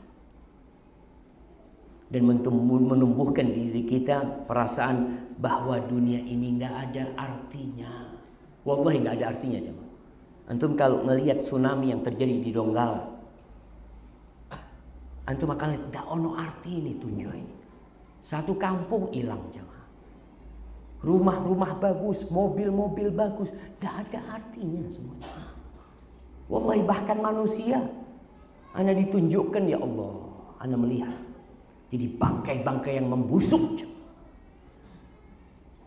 Ingat, dunia ini nggak ada artinya. Sehingga tatkala kita tahu, iya ada, aku memang di sini nggak lama. Bahkan kata Rasul sallallahu alaihi wasallam, "Lau kanatid dunya ta'dilu 'inda Allah janaha ba'udha, ma saqa minha kafiran syarbata ma." Andai kata dunia ini ada nilainya di sisi Allah seperti satu sayap nyamuk. Antum ambil nyamuk, antum pegang tuh. Andai kata rumah antum, hotel-hotel yang mewah di Jember ini, dunia dan isinya, itu nilainya sama dengan satu sayap nyamuk. Untuk lihat gedung yang paling tinggi di Jember, apa namanya? Ikonnya Jember. Antum lihat sayapnya nyamuk, antum lihat sama gedung ini. Wallahi lebih berharga nih sayap nyamuk. Supaya antum sadar, tidak tertipu dengan dunia. Lau kanatid dunya ta'dilu 'inda Allah janaha ba'udha, ma saqa minha kafiran syarbata ma. Kalau ada nilainya seperti satu sayap nyamuk, orang kafir nggak akan dikasih seteguk air. Antum bisa lihat orang-orang yang nggak pernah ke masjid, yang nggak pernah ibadah dikasih nikmat sama Allah, karena memang dunia nggak ada nilainya. Kenapa antum harus berebut? Dan ingat bahwasanya setiap malam akan berakhir dengan fajar yang terbit. Antum hanya tinggal menanti. Musibah itu akan pergi. Bala itu akan menghilang. Kalau bala itu tidak menghilang, engkau yang akan menghilang dari muka bumi ini. Dan itu pasti. Ahibati fillah, kita memohon kepada Allah Subhanahu wa taala agar Allah memberikan rezeki kesabaran bagi kita. Dan Allah menjadikan kita orang-orang yang bersabar menghadapi apa saja dalam kehidupan ini, insyaallah. Baik, sebelum ditutup, ana mau kasih pertanyaan. Masya Allah. Buat khusus jamaah masjid sini. Antum kan pendatang ya. Nah, pertanyaannya, apa yang dimaksud dengan sabar yang cantik? Antum jamaah masjid sini? Iya, Masya Allah. Fadhal. Kita mendapat cobaan, kita tidak mengeluh, tidak mengeluh tuh. Tapi ngeluh sama Allah boleh nggak? boleh. Nah, yang nggak boleh mengeluh sama makhluk. Barakallahu fikum, Masya Allah. Kirim ke belakang coba. Nah, pertanyaan yang kedua, berapa kali Allah menyebutkan sabar yang cantik dalam Al-Quran Karim? 2 kali. Kurang. 3 kali, Masya Allah. 3 kali.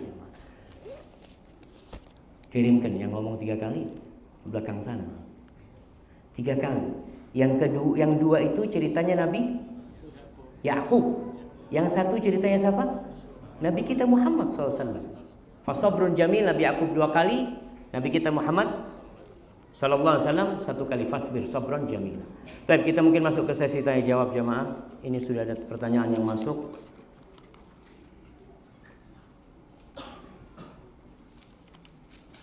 Ana mau bertanya bagaimana sikap dan langkah kita terhadap pembenci dakwah sunnah yang mulia ini.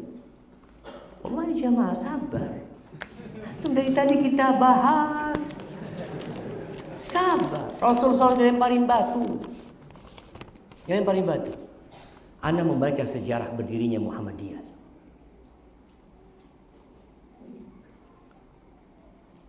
Ana menulis disertasi tentang peran lembaga Islam dalam membendung kristenisasi di Indonesia. dalam membendung pemurtadan di Indonesia. Salah satu yang anak angkat adalah Muhammadiyah. Mereka kajian di kampung itu digeruduk batu ya. Iya. Diusir. Dilemparin batu. Karena termasuk yang mengajak kepada sunnah. Yang memerangi tradisi-tradisi yang tidak diajarkan oleh Nabi SAW. Dan sabar. Tahunan jemaah. Mereka diganggu, disakiti itu tahunan. Jadi antum maunya langsung siap. Anak tidak kuat Ustaz. Sudah kuat. Nabi SAW 13 tahun gak melawan. 13 tahun. Diusir pergi. Gak mau, sudah pergi Nabi SAW. Para sahabatnya pergi. Ketika antum diusir, ya pergi. Bismillah. Ada bumi Allah ini luas. Dan terbukti. Jamaah, kita belajar dari anak panah jamaah. Anak panah itu ditarik mundur jamaah. Untuk kemana? Untuk melesat ke depan jamaah. Jadi semakin jauh nariknya, antum harus optimis. Oh berarti semakin ke depan anak nanti. Rasul SAW hijrah sampai ke Madinah tahun ke-8 hijriah, masuk ke kota Mekah. Beliau naik ontanya Qaswa sambil menundukkan kepalanya penuh dengan ketawaduan. Beliau membaca awal surat Al-Fatih mengatakan, Inna fatahna laka fatham mubina. Beliau baca tuh surat. Yang dibutuhkan adalah sabar. Dan terus belajar. Kalau antum nggak sabar, ya udah.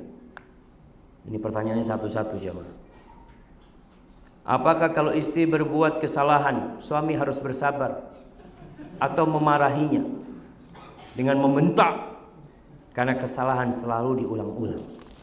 Jemaah, takdirnya wanita ini diciptakan dari tulang rusuk yang bengkok. Jadi biasanya kesalahan wanita itu berulang terus. Kenapa? Karena dia bengkok. Terus bagaimana sikap kita? Allah mengatakan, Ya ayyuhalladzina amanu inna min azwajikum wa auladikum aduwwan lakum fahdharuhum wa in ta'fu wa tasfahu wa taghfiru fa innallaha ghafurur rahim. Kata Allah, wahai orang-orang yang beriman, sesungguhnya ada sebagian dari pasangan-pasangan hidup kalian, dari istri-istri kalian, dari anak-anak kalian yang merupakan musuh buat kalian. Hati-hati menghadapi mereka. Wa in ta'fu, kalau kalian memaafkan mereka. Wa tasfahu, kalian tidak memberikan sanksi kepada mereka. Kalian mengampuni mereka. Allah itu Maha Pengampun dan Maha Pengasih. Jadi kalau istri kita berbuat salah, tugas seorang suami yang pertama bersabar. Yang kedua memperbaiki kesalahan. Dengan apa? Dengan cinta. Kenapa? Karena engkau melamar dia untuk menjadikan pendampingmu dan ibu buat anak-anakmu. Dia bukan orang lain. Teman tidurmu, teman makanmu. Maka tugasnya adalah bersabar. Kasih tahu na'am. Bungkus nasihatmu dengan cinta. Rasulullah SAW pernah menghadapi Aisyah radhiyallahu ta'ala anha. Bagaimana Aisyah mengangkat suaranya lebih tinggi suaranya dari Nabi SAW. Bapaknya Abu Bakar datang mau menggampar Aisyah radhiyallahu anha. Sama Nabi dihalang-halangi. Sehingga Abu Bakar pulang. Itu Nabi itu nggak ngomong sama Aisyah. Aisyah, engkau nggak ingat dengan firman Allah? Enggak. Nabi tahu nih amarah wanita. Dia tahu dengan ayat-ayat itu. Tapi dia sedang emosi. Perasaannya sedang. Nabi SAW mengatakan kepada Aisyah, Aisyah, engkau nggak lihat tadi aku belain engkau? Tuh orang memukul engkau tadi, aku belain engkau tadi. Akhirnya Aisyah nggak jadi marah. Jadi tugas seorang suami sabar. Dinasihatin istrinya. Ketika memberikan nasihat kepada istri, tolong jangan teriak-teriak. Nggak perlu tetangganya tahu. Kadangkala ada tetangga yang bingung, ini marah sama anak apa marah sama siapa?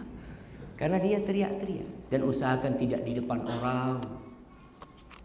Kalau mau marahin istrinya tidak di depan anak-anak. Jangan. Ketika berduaan kasih tahu istrinya. kasih nasihat. Berbuat salah lagi, kasih nasihat lagi. Sampai kapan? Sampai ajal menjemput.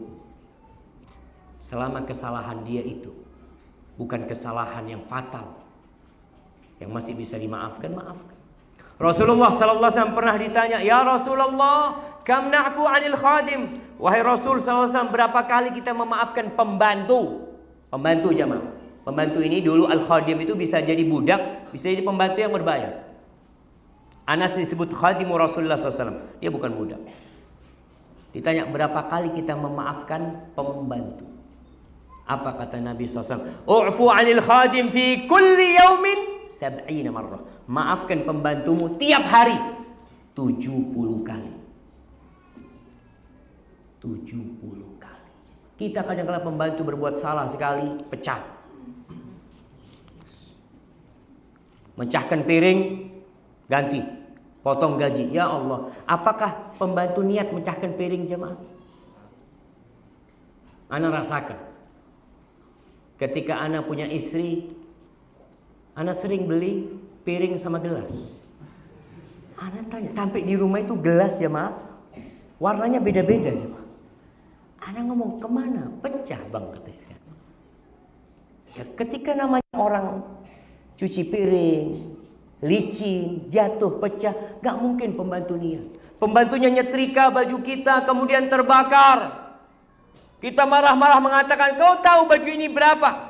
Engkau kerja 3 bulan belum bisa bayar baju ini. Seharusnya kalau engkau tidak ingin terbakar, setrika sendiri.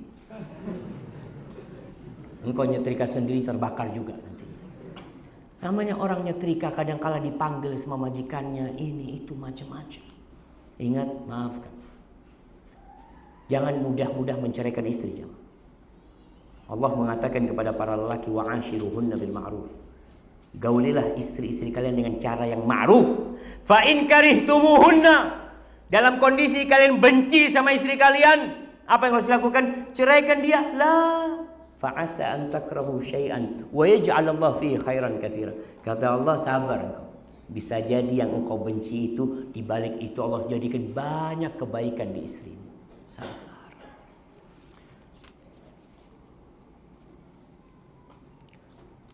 Jika ada seorang istri yang tidak mau atau sulit untuk patuh dan taat kepada suaminya, bagaimana hukumnya?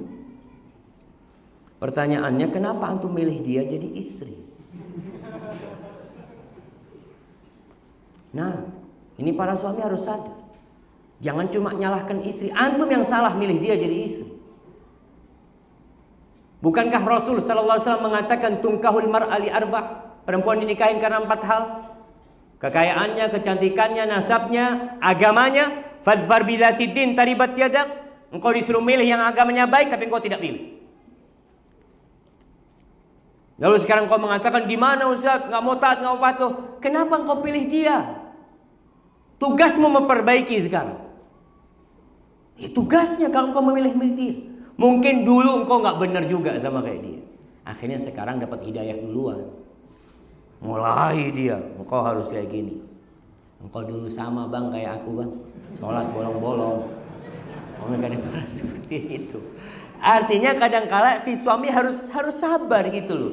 Harus ada proses yang dia lewatin. Istrinya belum tersentuh mungkin hatinya.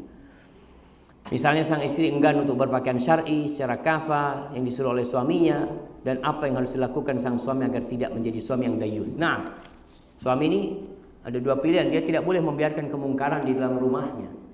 Maka dia harus duduk sama istrinya. Ingat, dudukkan istrinya, tumbuhkan keimanan. Banyak orang tidak taat kepada Allah bukan karena tidak tahu hukum Allah, tapi karena tidak tahu sama Allah Subhanahu wa taala. Banyak orang yang melakukan kemaksiatan bukan karena nggak tahu dia itu khamr haram, enggak.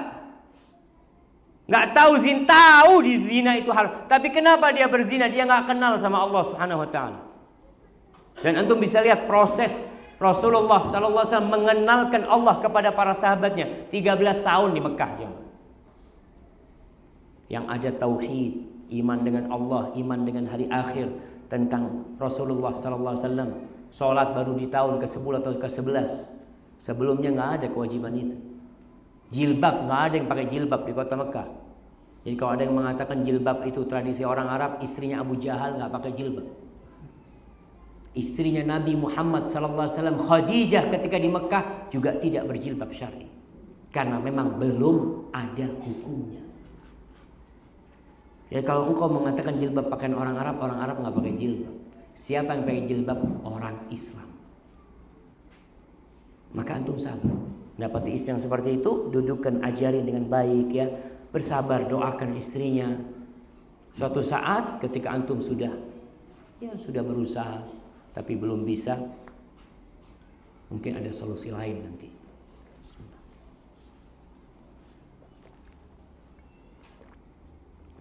Alhamdulillah. Ustaz, bagaimana melatih istri agar sabar ketika ana meminta izin poligami, Ustaz?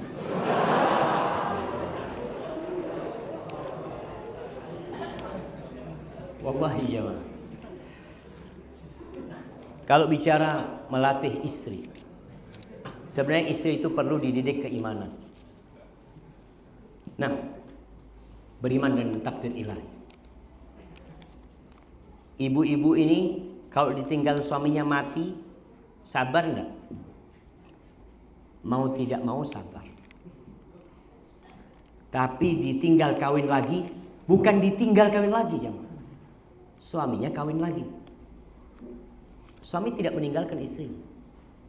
Kebanyakan wanita sabar apa enggak? Enggak. Iya, jamaah. Betul, itu ucapan mereka. Mereka enggak sabar. Kenapa? Ketika ditinggal mati oleh suaminya, dia berpikir secara akal. Ketika ditinggal menikah lagi sama suaminya, dia berpikir perasaan. Ketika dia ditinggal mati punya anak 7, suaminya mati, dia mengatakan, aku harus sabar. Aku harus besarkan anak-anakku. Aku harus bawa mereka ke surga bareng-bareng. Dia mulai berpikir, nanti mau gak mau aku harus bekerja atau apa. Dia berpikir. Tapi ketika suaminya nikah lagi, gak ada pikiran itu. Sengono loro hati. Aduh, suamiku tidak sayang kepadaku. Jamaah, antum bisa berpikir, ibu-ibu bisa berpikir bagaimana perasaannya Aisyah radhiyallahu taala anha. Istrinya Nabi itu bukan 2. Cinta Nabi itu sallallahu alaihi wasallam bukan dibagi 2, dibagi berapa? 9. Jadi kesabaran mereka, sabar istri Nabi. Cemburu biasa. Dan antum kalau mau minta izin sama istri, susah istri ngasih izin. Karena memang gak harus minta izin istri. Iya Ustaz, tapi urusannya sama KUA Ustaz. Jadi ada kejadian jamaah di Bandung nih. Ada seorang punya rumah makan. Anak makan di rumah makan itu, lalu dikasih cerita sama teman dari Bandung. Ustaz, yang punya rumah makan ini sudah cerai Ustaz. Jadi dibagi 2 rumah makan. Jadi suaminya itu pinter jamaah. Dia mau nikah lagi. Suatu hari dia bawa surat-surat tanah sama istrinya. Minta istrinya supaya tanda tangan. Tanda tangan. Ternyata di situ ada surat menyetujui poligami. Si istri kan nggak tahu, yang penting tanda tangan. Tanda tangan sini, tanda tangan. Kita kan kalau kemana ke notaris kan suruh tanda tangan aja. Sebelah sini mas, tanda tangan. Nggak baca. Akhirnya suaminya istrinya marah-marah. Kata suaminya, engkau kan udah tanda tangan. Enggak palsu, tanda tangannya benar tanda tangan. Akhirnya mereka cerai. Maka ingat para wanita, ya para suami sebenarnya, jadilah engkau orang yang baik. Jadilah engkau orang yang baik. Jadilah engkau orang yang beriman. Didik istrimu untuk menjadi orang yang soleh. Tapi engkau juga harus tahu, lingkungan kadangkala tidak mendukung istrimu untuk sabar. Kadangkala istri sabar, tapi mertua marah-marah. Wis, gugat cerai. Engkau masih muda, masih banyak yang mau dengan dirimu. Na'udzubillah. Hati-hati orang tua yang nyuruh anaknya bercerai. Istri yang gugat cerai tanpa sebab yang syar'i bisa tidak mencium bau surga. Terus juga ia sabar. Menghadapi suaminya kawin lagi, ya sudah, anak akan bersabar. Kalau engkau bersedih, nah lihat bagaimana sedihnya Aisyah. Sedih jamaah. Biasanya Nabi SAW itu bermalam di rumahnya Aisyah 9 hari sekali. 9 hari sekali baru bermalam di tempatnya Aisyah. Tiap hari tapi keliling Nabi SAW. Di akhir hayatnya Aisyah dapat 2 jatah, 2 malam jatah. Tapi sedih. Kehidupan ini bukan untuk bersenang-senang. Ada mungkin yang masuk surganya karena sabar suaminya poligami. Anak tahannya. Ada seorang wanita yang Masya Allah, istrinya pernah tanya sama perempuan ini, Mbak gimana mbak di poligami? Ya sudah, anak akan sabar. Anak hanya berharap mudah-mudahan anak-anak anak berbakti sama anak.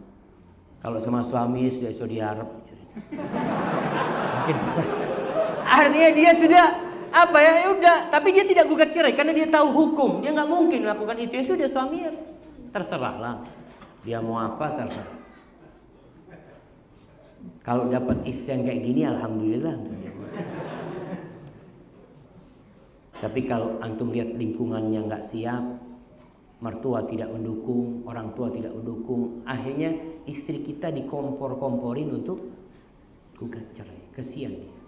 Tapi kalau lingkungannya sudah mendukung, insya Allah dia mau gugat cerai, ada yang ngasih tahu, jangan, sabarlah. Kan tadi butuh orang yang menguatkan dia, jemaah. Makanya kalau gitu antum harus menciptakan lingkungan dulu. Ustaz, dak mari-mari, Ustaz, mati di lingkungannya belum tercipta. Karena terus terang lingkungan ini tidak mendukung. Sinetron yang ada, cerita-cerita yang nggak ada, itu tidak mendukung, jemaah. Tapi mudah-mudahan ke depan di masa yang akan datang, para wanita-wanita yang sekarang sudah mulai ngaji, mulai paham agama, mulai tahu kewajiban dia dan hak-hak dia, sehingga dia tahu suami kawin lagi itu bukan selingkuh, suami kawin lagi itu bukan berzina, suami kawin lagi itu karena Allah memberikan izin kepada dia, bukan karena istri memberikan izin. Sahih jemaah. Bukan karena ustaz, karena orang laki. Wallahi kita punya kakak perempuan, punya adik perempuan, punya anak-anak perempuan. Apa yang harus dilakukan seorang ayah umpamanya ketika mendapati anaknya dipoligami sama suami? Tugas seorang ayah menguatkan putrinya. Nah, sabar. Nggak lama urip di dunia, nah. Nggak lama. Harus sudah sabar, dihadapin, dijalani.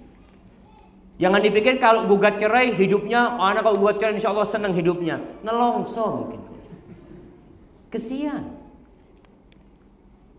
Nah, wallahu a'lam bishawab. Ustaz, saya ingin bertanya bagaimana caranya bersabar dalam menahan maksiat, dan doakan saya Ustaz agar cepat nikah, agar lebih bisa menjaga pandangan dan kemaluan.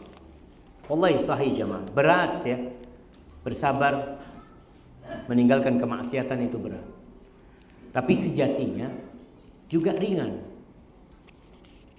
Berbeda dengan bersabar melakukan ketaatan. Kalau antum diperintahkan sholat malam, itu butuh energi, butuh bangun. Tapi kalau antum dikatakan nggak boleh berzina, butuh energi nggak? Ya nggak, sudah tidur di rumah, nggak usah berangkat ke tempat maksiat, selesai kan? Makanya Rasul sallallahu alaihi wasallam mengatakan, "Idza amartukum bi amrin fa'tu minhu mastata'tum." Kalau aku suruh kalian, kerjakan sesuai kemampuan kalian. Tapi kalau aku larang, tinggalkan. Enggak ada meninggalkan sesuai kemampuan. Tidak ada. Kenapa? Karena semua mampu meninggalkan kemaksiatan. Enggak butuh energi dia. Jangan mendekati zina. Ya sudah. Ada perempuan ngajak antum keluar, apa butuh energi antum untuk tidak keluar? Ya Ustaz, ana nahan diri Ustaz. Antum sudah nggak perlu keluar sudah. Maka caranya adalah tadi, mengingat Allah Subhanahu wa taala. Alam ya'lam bi annallaha yara. Apakah dia nggak tahu Allah melihat? Maka tahan. Dan awal musibah itu dari mata jemaah, dari mata. Ketika antum tundukkan mata, selesai, tertutup tuh. Makanya orang yang buta insya Allah akan lebih terjaga. Antum kalau hidup di daerah yang semuanya tertutup, mudah-mudahan antum akan lebih bisa terjaga. Walaupun godaan setan tetap akan menggoda antum. Terus puasa sunnah. Puasa sunnah jangan duduk di pinggir jalan. Karena ada orang, Ustaz, anak udah puasa sunnah tapi nggak tahu Ustaz, nafsu anak nggak bisa ditahan. Antum puasa sunnah, cuci mata di jalan. Puasa sunnah, datang ke masjid ngaji Quran. Sehingga puasanya itu membuat antum bertakwa. La'allakum tattaqun. Tinggalkan tempat-tempat yang membuat nafsu antum bisa terbakar di sana. Dan segera nikah. Nikah tidak bertentangan dengan kuliah. Ingat, jangan dipikir yang kuliah itu nggak boleh nikah. Kenapa? Oh, nikah itu harus selesai kuliah, harus kerja dulu? Enggak juga. Ada orang nggak pernah kuliah, nikah alhamdulillah. Lulus SD nikah nggak ada masalah. Nggak pernah kuliah. Wallahi jemaah. Ana sering ingat karena ketemu seorang haji, masya Allah. Dia tuh buta huruf jemaah. Miliaran aset dia jemaah. Usaha dia, Allah jangan ditanya. Pekerjanya lulusan kuliah semuanya. Artinya dianya nggak pernah kuliah. Ana bukan mengatakan antum jangan kuliah, bukan. Artinya tidak bertentangan dengan kuliah menikah itu. Asalkan mampu ngasih nafkah, bismillah. Kalau nggak boleh sama orang tua, ya antum minta izin orang tua. Nah, bagaimana menyikapi orang tua yang mengeluhkan anaknya yang tidak mampu membantunya membayar hutang-hutangnya, padahal anaknya sudah berusaha maksimal. Bahkan orang tua menganggap anaknya tidak berbakti. Nah, Allah mengatakan fattaqullaha mastata'tum, bertakwalah kepada Allah sesuai dengan kemampuan kalian. Engkau harus tunjukkan kepada orang tua yang engkau katakan maksimal itu kayak apa. Tunjukkan kepada orang tua. Mungkin orang tua melihat engkau memang gak maksimal, maka perlu dibuktikan. Ayah, jangan ngomong, tunjukkan. Aku sudah melakukan ini dan itu. Semua yang aku miliki aku jual sudah, demi terbayar utangnya ayah. Tapi belum terlaksana. Salat malam, antum baca doa ketika salat malam. Allahumma kfini bihalalika an haramik wa aghnini bifadlika amman siwak. Dan antum sabar menghadapi orang tua yang seperti itu. Ada orang tua yang matre jemaah. Ada orang tua yang matre, subhanallah. Anak harus sabar. Ada teman cerita, Ustaz anak ini kepingin pulang kampung Ustaz. Dia punya anak 3 sama istrinya. Dia kalau nggak salah di Merauke. Dia mau pulang ke Padang. Anda lupa. Dia mau pulang, rindu sama orang tuanya, rindu sama ibunya. Apa kata ibunya? Enggak usah pulang. Berapa sih ongkos kalau pulang? Sekitar 10 juta. Udah duitnya aja kirim. Si anak kepingin ketemu orang tua cuman. Apa anak katakan kepada dia? Antum kumpulkan duit 10 juta ongkos itu, antum pulang, antum berikan kepada orang tua. Jadi antum datang dan antum memberikan duit yang diinginkan orang tua. Kita berusaha melakukan itu kepada orang tua kita. Bagaimana hukum memberi hadiah sedekah terhadap ustadz-ustadz yang telah mengajar anak kita? Karena anak pernah mendengar ada sebuah hadis yang melarangnya. Jadi berkaitan dengan hadiatul ummal. Kalau hadiah itu bisa menyebabkan pilih kasih, maka nggak boleh. Kalau hadiah itu diberikan kepada guru, jadi kalau antum mau kasih kepada guru di sebuah sekolahan, kasih kepada kepala sekolahnya, sehingga diberikan kepada semua gurunya. Jadi bukan orang tua, wali murid memberikan kepada gurunya, akan bermasalah nanti terhadap anaknya. Yang kedua, kalau gurunya ini adalah privat di rumah, nggak apa-apa. Dia kasih hadiah, karena tidak akan merusak kinerja dia, nggak akan. Jadi yang dilarang itu hadiatul ummal, memang yang tadi dia sebenarnya sudah digaji. Di dalam negara kita pun kalau pegawai dapat hadiah, masuk apa? Gratifikasi kan? Harus diberikan kepada siapa? Dibalikin kepada negara. Jadi kalau ada guru yang dapat umpamanya dapat dikasih, antum ya sudah nggak bisa nolak umpamanya nggak enak, ya sudah ambil kasihkan kepada kepala sekolah. Saya dikasih hadiah sama orang tua fulan, kembalikan kepada sekolah. Kenapa? Karena guru itu sudah dapat gaji, nggak boleh dia ambil lagi. Cukup cuma. Ini pertanyaan terakhir ini.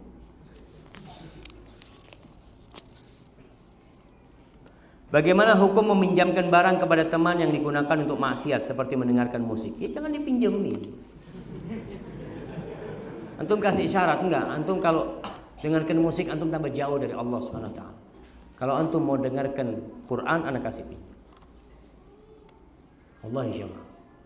Kita bisa lihat bagaimana musik-musik membuat orang jauh dari Allah. Apalagi kalau sudah konser yang diadakan yang anak-anaknya pada pakai baju hitam-hitam semua. Apa itu? Rock gitu. Apa? Punk. Wah, anak kadang kala subhanallah. Dan ini mudah-mudahan ya kita bisa amar ma'ruf nahi munkar bersama-sama jemaah. Kadang kala anak-anak kecil tuh pakai baju hitam, gambarnya tengkorak, gambarnya separuh wanita telanjang. Anak sampai bingung, ya Allah. Kadang kala dibawa ke masjid. Ini tugas kita bersama jemaah. Ingat, sebelum azab Allah menimpa kota Jember nih, jangan dipikir yang kena musibah, yang kena azab itu hanya pelaku dosa saja, enggak. Allah mengatakan wattaqu fitnatan la tusibanna alladzina zalamu minkum khassa. Hati-hati kalian. Takutlah kalian kepada kekacauan, kepada bencana yang kalau datang tidak hanya menimpa pelaku dosa saja, tapi menimpa semuanya. Antum bisa lihat yang terjadi di Palu jemaah. Yang kena bencana itu bayi pun ikut terkena. Binatang-binatang pun ikut terkena. Supaya antum tahu, kita harus menjaga negeri ini bersama-sama. Jangan sampai kemaksiatan dibiarkan, kita bikin kajian, berharap insya Allah masih banyak orang soleh di Jember. Ya, tapi ketika kemungkaran, kekejian merajalela dibiarkan, kita berarti sedang mengundang azab Allah. Hadza wallahu a'lam bishawab. Masih ada 2 hadiah kayaknya sudah, pertanyaannya udah habis cuma. Ana cukupkan sampai di sini. Ana ucapkan terima kasih kepada Takmir Masjid Al-Muhajirin yang memberikan kesempatan kepada ana khususnya untuk menyampaikan di tempat ini, dan kepada kita semua untuk hadir di tempat ini. Semoga masjid ini menjadi masjid yang penuh dengan berkah, masjid yang makmur, masjid yang senantiasa bukan hanya dipakai untuk sholat berjamaah, tapi masjid yang digunakan untuk membentuk generasi masa depan. Dari rumah Allah para sahabat itu dibentuk, bukan dari kampus-kampusnya, bukan, dari rumah Allah. Mudah-mudahan rumah Allah ini bisa menjadikan hal itu. Kurang lebihnya ana mohon maaf. Subhanakallahumma bihamdika asyhadu an la ilaha illa anta astaghfiruka wa atubu ilaik. Wassalamualaikum warahmatullahi wabarakatuh.